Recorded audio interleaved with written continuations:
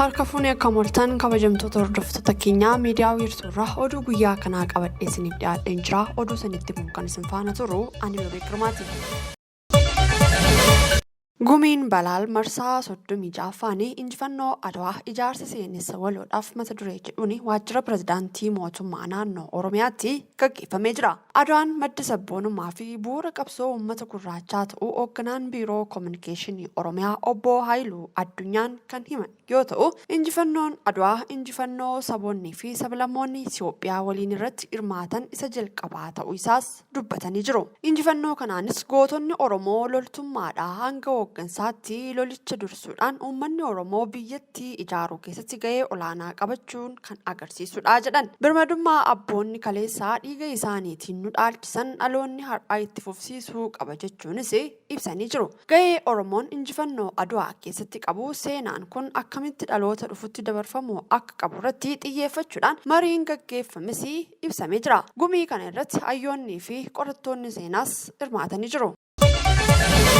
Paarkiin Indaastirii Adaamaa guutummaan guututti dureeyyiidhaan qabamuun isaa ibsame. Sheedonni oomishaa 19 paarkii Indaastirii Adaamaa keessatti argaman guutummaatti dureeyyii fi kaampaaniiwwan oomishaatiin qabamuu isaanii hojii raawwachiisaa muummee koorporeeshinii misooma paarkiiwwan Indaastirii Akiliiluu Taaddasaan ibsanii jiru. Hojii raawwachiisaan muummee kun qindeessaa barreessaa olaanaa dhaabbata mootummoota gamtoomanii Dr. Raamiz Alakbaaroof waliin ta'uudhaan kaampaaniiwwan oomishaa paarkii Indaastirii Adaamaatti argaman akkasumas sochii waayitaawaa waliigalaa paarkichaa daawwatanii jiru. Hojii raawwachiisaa muummee Akiliiluun wayita kana akka ibsanitti sheedonni oomishaa 19 paarkii indaastirichaa dureeyyii fi kaampiiwwan biyya alaa fi biyya keessaatiin qabamuu isaanii akkasumas lammiilee 7,000 oliif carraa hojii uumamuu dubbatanii jiru. Yeroo ammaa paarkichi dureeyyii biyya alaa fi biyya keessaa investi gochuu barbaadaniif lafa misoomee heektaara 2 ta'uu qopheessuusaa hojii raawwachiisaan muummee ibsanii jiru. Hojiileen riifoormii koorporeeshinichi waggaa tokko keessatti hojjete bu'aa argameef qooda olaanaa akka qaban kan heerame yoo ta'u, sheedonni kunneen kaampaaniiwwan biyya keessaa akkasumas oomishtoota biyyoota Noorweey, Chaayinaa, Hindii, Ameerikaa fi biyyoota adda addaarraa dhufaniin qabamuun beekamee jira. Baatilee 6 darban paarkicha keessatti oomishaaleen bakka bu'aman doolaara miliyoona 20 caalu oomishuusaa walitti hidhamiinsa gabaa doolaara miliyoona 18 ol uumamuunsaa odeeffannoon fuula maasariitii koorporeeshinicharraa argame ni mul'isa.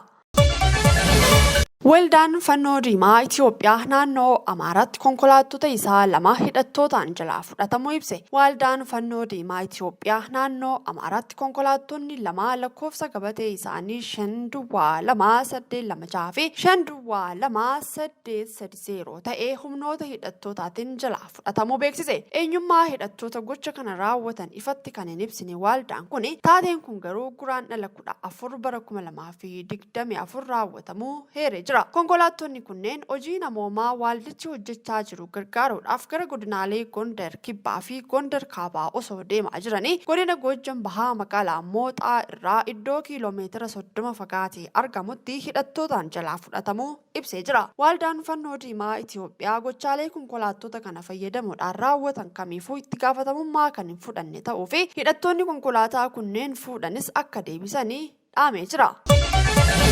Komishiniin marii biyyaalessaa hooggantoota dhaabbilee barnootaa olaanoo biyyattii waliin mari'ate. Waltajjicha irratti komishinarri olaanaan komishinichaa Piroofeesar Masfin Ariyaan marii biyyaalessaan hojiilee bu'aa qabeessaa akka hojjetamaniif hunduu gahee isaa baachuu qabaa jedhanii jiru. Aga ammaattis abbootii amantaalee dhaabbilee miidiyaa fi hawaasa idil-addunyaa waliin mari'achuu kaasanii jiru. Dhaabbileen barnootaa olaanoo dhuunfaas beekumsaa fi dhimmoota garaagaraatiin adeemsa marichaa keessatti gumaacha gama isaanii akka taasisan gaafatanii jiru. Waltajjichaan yaadiddamaa fi barbaachisummaa komishinii marii biyyaalessaa irratti hirmaattotaaf ibsi taasifamee jira.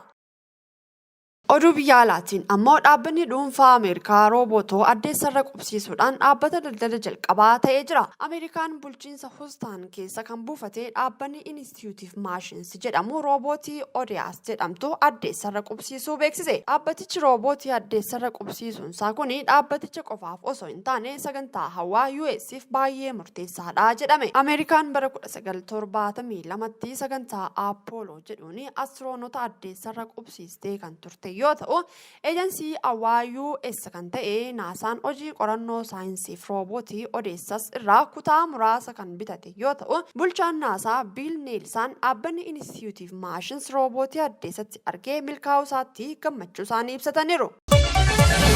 Kan hordofaa turtan miidiyaa wiirtuurraa oduun guyyaa kanaaf qabannee dhiyaanne kana fakkaata. Yeroo gaariin waliin qabaattaniif ulfaadhaa jechaa miidiyaa wiirtuurraa qophiilee afan waliin turtii gaarii.